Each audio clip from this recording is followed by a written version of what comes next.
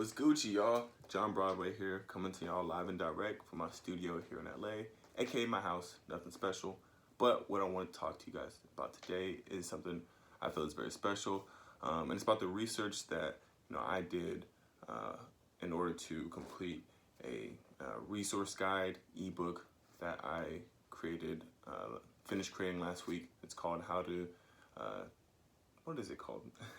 It's called Racial Injustice, How to Defeat This Virus. It was very important for me to become involved in this current movement for racial justice because my own experiences with racism and just the activist sense I have within me. And I want to encourage others to get involved if possible. And today I wanted to share some of the, I guess, most glaring things that I found about through my research as far as how the sins and racism of slavery has continued on today and continues to thrive in a systemic, structural way. And so, getting right into it, the foundation of slavery actually had nothing to do with racism, interestingly enough. It was actually all about capitalism. Back in the 1600s, whites were also indentured, slaves, but they had indentured terms. They would only be slaves for 5 to 10 years, and it cost about the same amount of time or money to buy a 5 to 10 year term of indentured servitude from a European or Anglo white indentured servant as it did for a lifetime of slavery from an African. So around the time like the 1640s, they put into the first laws of racialized slavery, meaning the law said that terms of slavery, your terms of freedom or slavery was dependent on whether or not your mother was a slave or not. So from henceforth, slavery became racialized, right? And as a result of that, the colonies needed to justify this subjugation of these people, these Africans, right? So there started being, so therefore became these racist stereotypes and thoughts that were applied to Africans in order to justify their subjugation as less than human, right? So this is where you start seeing them, Africans being portrayed as, animalistic and intellectually inferior, having smaller brains, being inherently violent and criminal, which is why we need slavery to actually give them, a life of meaning and worth, right? And you see these stereotypes carried on throughout history in minstrel shows. One of the reasons why blackface is so controversial is because they had these things called minstrel shows in which white people would dress up in blackface and perform all this buffoonish stereotypes of black people for the entertainment of whites. And this is how there was a culture created in which the subjugation of these people, the dehumanization of these people was justified because, it was just common knowledge that they were just less than human. And these stereotypes are what carry these thoughts out. And so, this is where we get into the troubling aspect of the 13th Amendment, which effectively abolished slavery. It really didn't, actually. There's a loophole in the 13th Amendment that allows for indentured servitude and slavery to continue under the guise of, or if someone is convicted of a crime. So this is where you really start seeing the criminalization of blacks take off. It's after the 13th Amendment is passed. You have the Black Codes, which is passed, and the convict leasing system that comes as a result. Black Codes are these ridiculous laws in which that basically targeted blacks to make sure that they could find ways to lock them up so that they can get them in this convict leasing system where basically they were leased out to plantation owners, where the plantation owners would pay for their food and housing, lodging, in order for them to work there on their plantation. Just another form of slavery, right?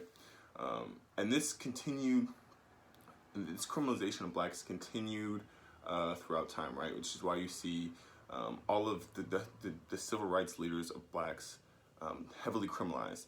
The Black Panthers, they were literally just fighting for the safety and the freedom of the communities, but yet they were labeled as terrorists, and they were sabotaged by the FBI. Even Martin Luther King, a peaceful protester, was listed as a dangerous man by the FBI. You continually see blacks criminalized throughout history, and it's going on today. And it currently started, I guess the present day criminalization of blacks really started in the late 60s with Nixon and his war on drugs, which was nothing more than an attempt to lock up hippies, protesters, and blacks and browns. This is why you see our system mass incarceration take off after the war on drugs started, because actually this brings me to another point. Because of the way they were able to target blacks with this war on drugs. And another reason why they were able to target blacks is because of this often undiscussed effects of housing segregation. Ta-Nehisi Coates writes in The Kids for Reparations that the biggest reason that blacks actually deserve reparations isn't slavery, but is the housing segregation that kept blacks out of the housing boom of the 50s that allowed whites to accumulate wealth through home ownership, which blacks were effectively shut out of through actual government policy. You can look this up. And so with whites, this whole white flight that a lot of people may have heard of, this whites living in the suburbans and blacks in concentrated inner city environments, that was specifically created through New Deal legislation and other government policies in order to create pockets of poverty of blacks and have whites in suburbs so they can accumulate wealth, whereas the blacks couldn't, right? And this guy has this perfect quote that basically sums up the effects of this housing segregation, right? Segregation was and is best understood as a tool to promote and preserve white supremacy, deployed to make it easier to isolate, divest from, surveil, and police black and brown people concentrated in certain communities. The brilliance of this racist tool is that its evil creates its own justification. This is actually a really fascinating point he makes.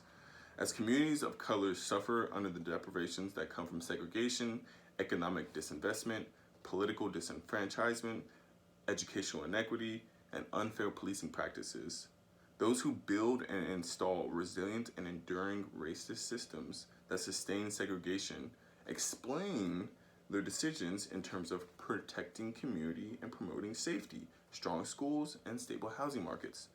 The very attributes that conditions of segregation disrupted for blacks. So this is why you see, the war on drugs and affecting community colors so much, right? Because you're over-policing these pockets of poverty that were intentionally created and going after these black and brown people.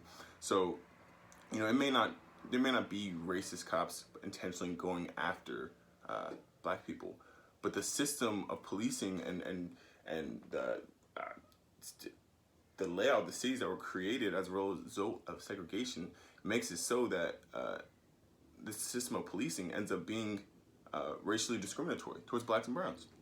And I'm a huge proponent of personal responsibility and blacks and others creating their own success. I truly believe that racism isn't going to keep me or most other people from success.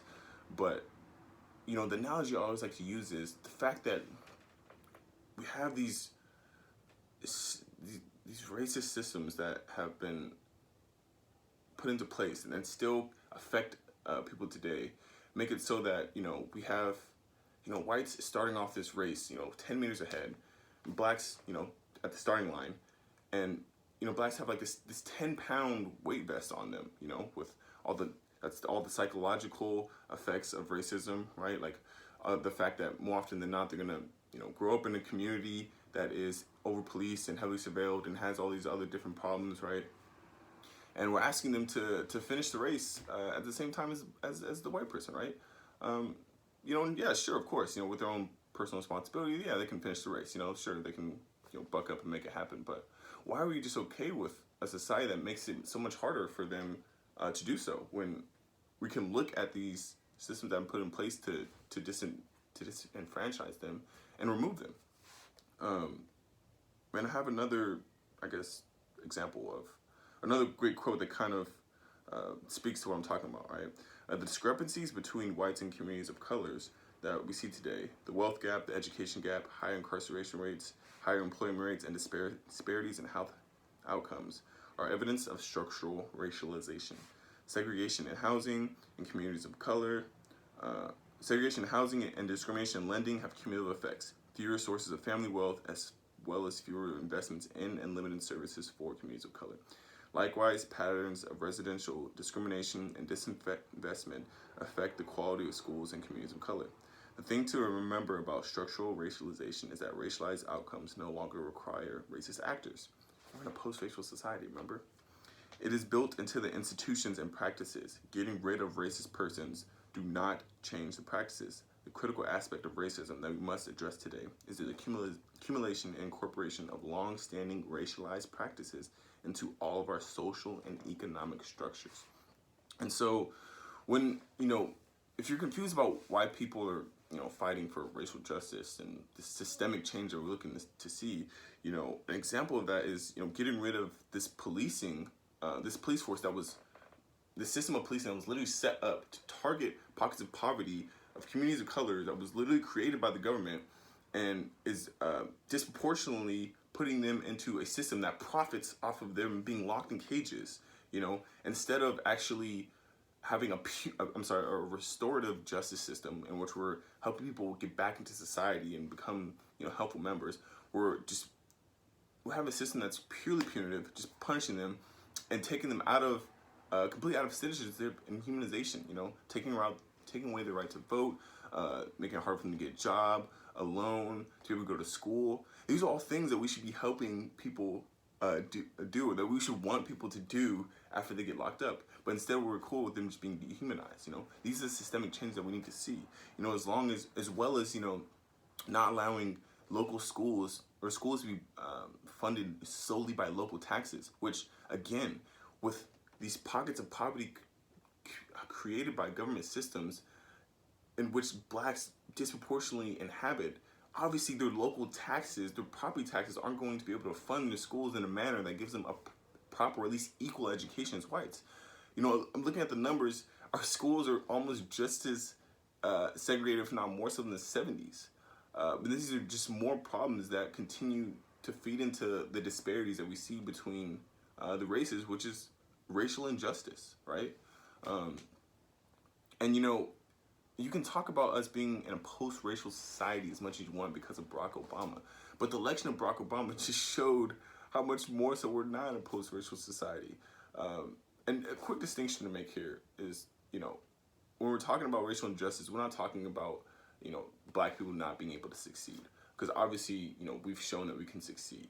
But going back to my analogy earlier about the race, it's about these systems that are in place that make it harder for blacks to be on an equal standing of whites, right? This culture of white supremacy, which has never left since the Civil War, it's only just gotten more subversive and covert. And the example of that is Donald Trump, honestly. Nixon used this thing called the Southern Strategy to win his presidency. Back in the 60s, it fell out of favor to just say nigger, nigger, nigger, nigger, right? You couldn't do that anymore. So what do you do instead? You use these coded racist language in order to appeal to Southern whites and get their votes. You can look this up. This is fact. Reagan made it very popular, with his whole welfare queen coinage and tough on crime and states' rights whole verbiage, right? And Donald Trump is just bringing this back, with in particular being able to succeed because of the election of a black president, right? You take into account that we have our nation's first black president. He won without a majority of white votes twice, first time in history that a president's done that. And it's been known that, or studies have shown that whites will lose plurality in America by 2045, I think, meaning they won't be more than 50% of the population anymore. And anytime you've seen blacks gain any sort of political progress, right, you've always seen a pushback by white supremacists. This has been the case in history. And we're seeing it again with, a president who is he's revitalizing the Southern strategy using coded racist language in order to appeal to whites. And you see with the fact that voter suppression, a historically very much used tactic to disenfranchise blacks and communities of colors, has seen on the rise. In 2013, they struck down a law that made it so that states with a history of voter suppression against blacks no longer have to clear their voting practices with the Justice Department. I don't know why they would do that. Well, of course I know why they would do that. Because it's a system, it's an example of a system in place that is used to perpetuate white supremacy and the systemic racism, right? This is all happening right in front of our very eyes again, and it's so frustrating seeing how people are so blinded to it. I'm glad I was able to do my research so I can become privy to this knowledge and not just blindly pick a side of in terms of what's going on. But I've actually seen I guess the facts for myself and know what's going on, and it kills me to see people who are just blind by it. And so that's why I felt convicted to write this ebook that I did, so that people can be aware of the racial injustices that are happening and get involved in stopping them, and also so people won't be blindly complicit anymore. And so, if you think anything I said in this video is valuable information for people to know, or I'm going to include the link of my ebook on this video so you can see it and share with other people who might need to wake up to the injustices that are going on. But please like, share, and subscribe, and make sure people are hearing this message, because it's important, and it's why this renewed fight for racial injustice is not going anywhere until we see some real change. So thanks for your time, guys, and I'll see you next week.